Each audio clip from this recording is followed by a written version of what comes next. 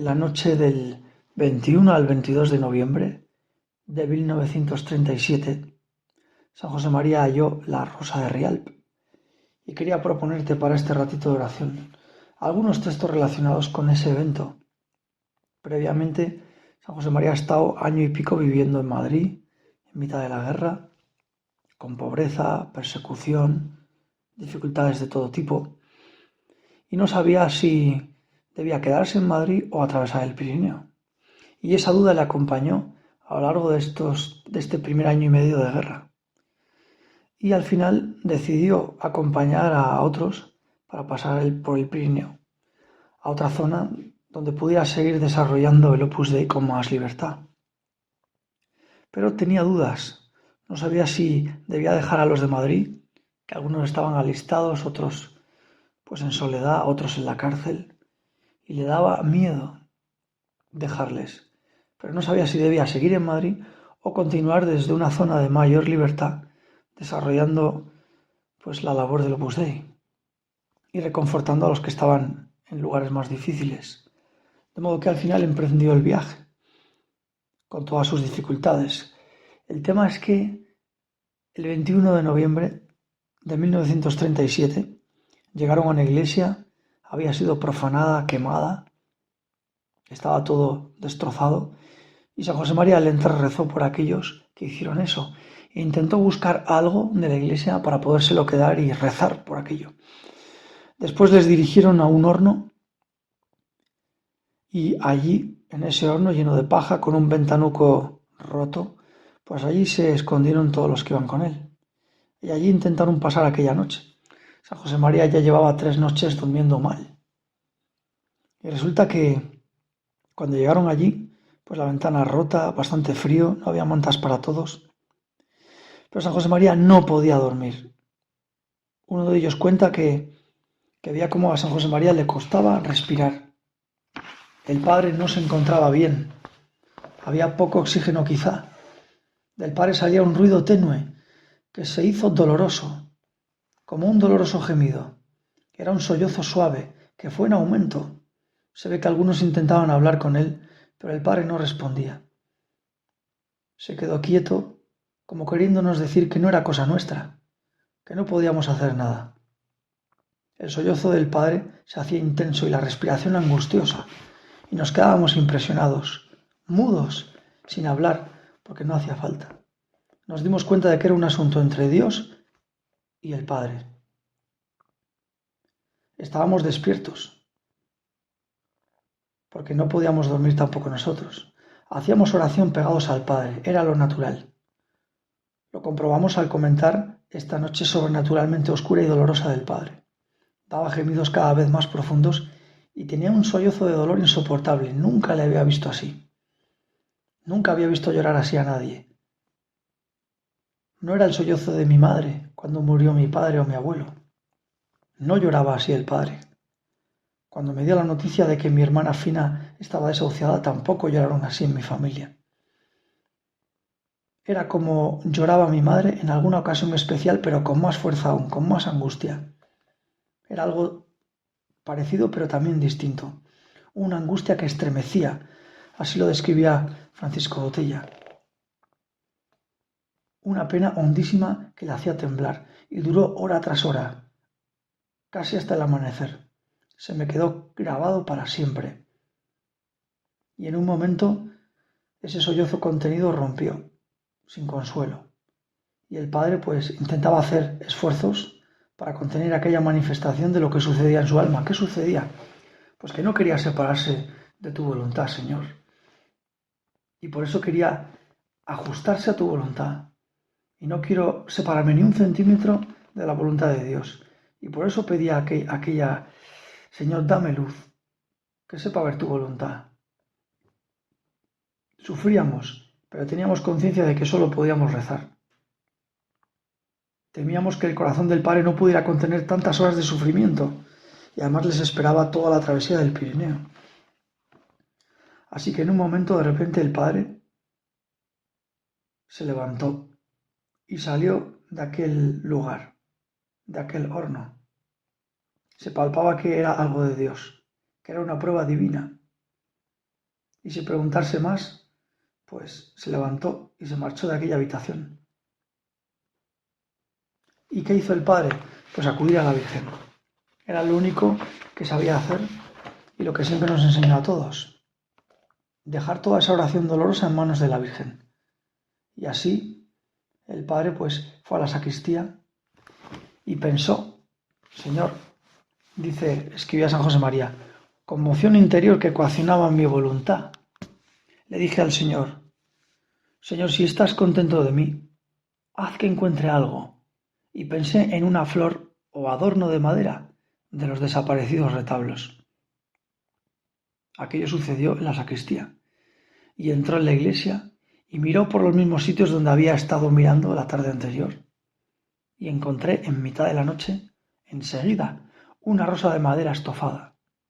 Me puse muy contento y bendije a Dios que me dio aquel consuelo cuando estaba lleno de preocupación por si estaría o no Jesús contento de mí. Qué bonito que sea la Virgen, madre mía, tú, la que le des una rosa a San José María, una rosa para darle paz. Y de repente estaban todos ahí, se abrió la puertecilla del horno y nos miramos con expectación, en silencio. Y aún tengo en mi imaginación el aspecto que presentaba el padre al entrar de nuevo a la habitación. Ya no lloraba, ni respiraba con aquella angustia. Su rostro reflejaba el mismo dolor que había invadido su alma en aquella noche del horno. Sus rasgos eran serenos, pero doloridos, profundamente doloridos. Su actitud reconcentrada hacia adentro, él que siempre había estado tan volcado en nosotros. Y desapareció de repente todo aquel dolor. El padre se le veía ya feliz, sereno, con un semblante que respiraba felicidad, radiante de alegría, en contraste con las facciones de hace pocos minutos. De repente sus ojos se inundaban, llenaban su cara. Así dice este cronista. Al lado del Padre se vivía la acción del Espíritu Santo. Se notaba que quería hacernos participar de su felicidad y de hecho lo primero que hizo fue celebrar la Santa Misa. Su alegría y su gozo nos hablaban sin palabras, como queriendo suplir lo que no había dicho por la noche. La Virgen le había dado una rosa y por eso él estaba ya tranquilo. Vas por buen camino, adelante. Señor, pues muchas gracias por este regalo, por esta rosa, y ojalá algún día tú y yo también podamos recibir una rosa de la Virgen, la confirmación de que vamos por buen camino. Pero la Virgen no le ahorró el tener que ir hasta allí y tener que superar incomodidades, sacrificios. Y de hecho el detalle que cuentan los que fueron con él es que San José María siempre caminó con generosidad. Y de hecho esa rosa no quiere decir que los problemas desaparecieran. De hecho empezaron mucho más. Porque a partir de ahí tuvieron que estar 5 noches escondidos en el bosque, en la cabaña de San Rafael, una cabaña excavada en la tierra, semi-excavada, y allí estuvieron 5 días. Y los que estaban con él contaban el empeño que ponía San José María en el orden, en tener un horario, en aprovechar el tiempo. Uno de ellos, de hecho, es muy gracioso cómo lo cuenta, ¿no? Que decían que no entendía por qué el padre ponía tanto empeño en que hubiera orden. Si realmente, pues, dice, a veces costaba el orden en estas condiciones en que estábamos, pero con el padre por delante se metía uno en harina pronto. Y a la postre notábamos lo saludable que era esto no solo para la vida interior, sino para los nervios, sometidos a las tensiones del momento difícil. Se sentían liberados de caer en obsesiones paralizantes y así mirábamos con tranquilidad y confianza en Dios el futuro que nos presentaba cuajado de promesas divinas. Entonces, uno de ellos, de hecho lo escribe, dice, en los días que pasamos en la cabaña, no llegué a entender por qué empleábamos tanto tiempo en el aseo de la cabaña, en sus alrededores, por qué nos afanábamos tanto en mantener tan pocas cosas en meticuloso orden, y por qué estábamos tan atareados en ocupaciones que a veces me parecían innecesarias.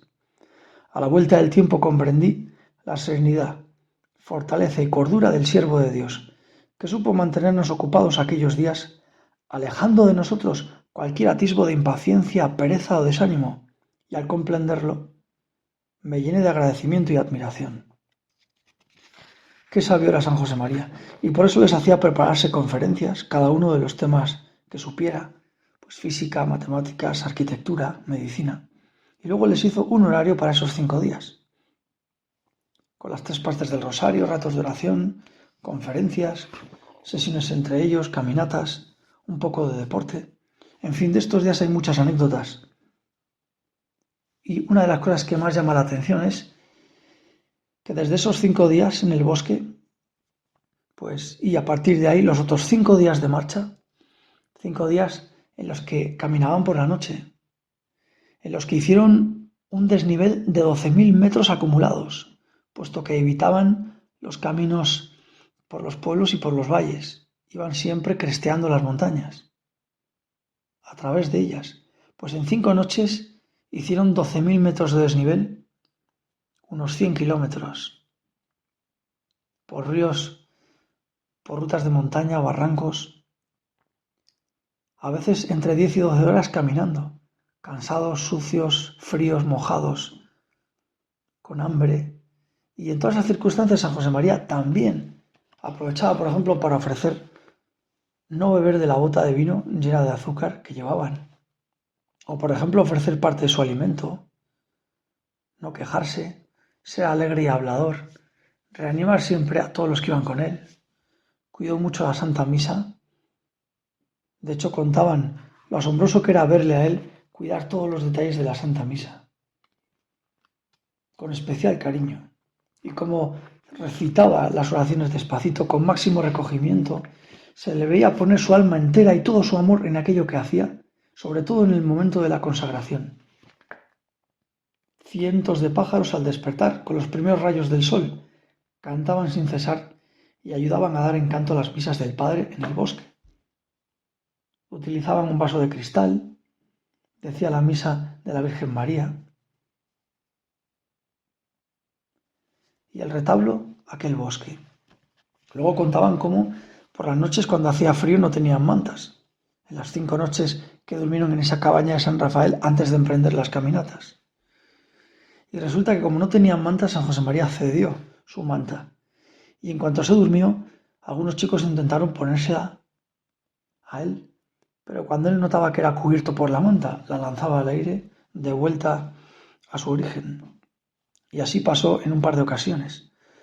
Bueno, Señor, pues te pedimos que nos enseñes a caminar con generosidad. La Virgen le confortó en el camino, pero no le ahorró el tener que atravesar todo el Pirineo. Y San José María tampoco se ahorró su generosidad.